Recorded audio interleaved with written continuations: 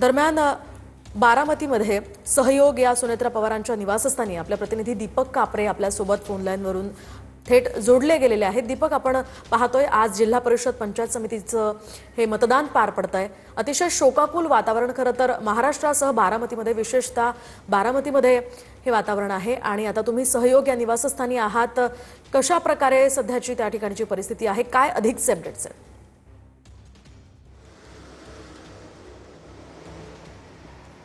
खऱ्या अर्थाने उपमुख्यमंत्री अजित पवार यांच्या निधनानंतर बारामतीमध्ये मोठ्या प्रमाणात दुःखाचं सावट आहे आणि त्यांच्या निधनानंतर खऱ्या अर्थाने पहिल्यांदा जिल्हा परिषद आणि पंचायत समिती निवडणूक पार पडत आहे। एकंदरीतच उपमुख्यमंत्री सुनेत्रा पवार यांनी शपथविधी घेतल्यानंतर त्यांचं देखील आज मतदान होणार आहे। आपण सहयोग सोसायटी समोर आहोत, जे उपमुख्यमंत्री अजित पवार यांचं निवासस्थान आहे। काही वेळातच येथून सुनेत्रा पवार ह्या आपला मतदानाचा हक्क बजावण्यासाठी खऱ्या अर्थाने काटेवाडी येथे जाणार आहेत आणि बारामती तालुक्यात मोठ्या प्रमाणात दुःखाचं सावट आहे। बारामती तालुक्यात एकंदरीतच 6 जिल्हा परिषद गट आणि 12 जिल्हा पंचायत समिती गण आहेत। एकंदरीतच सर्व जिल्हा परिषद आहे यावरती नेहमीच स्थापनेपासून उपमुख्यमंत्री अजित पवार यांचं वर्चस्व राहिलेलं आहे। त्यामुळे साहजिकच ही निवडणूक ही महत्त्वपूर्ण आहे, पण एक मोठी भावनिक लाट असल्याने मोठ्या प्रमाणात जे बारामतीमध्ये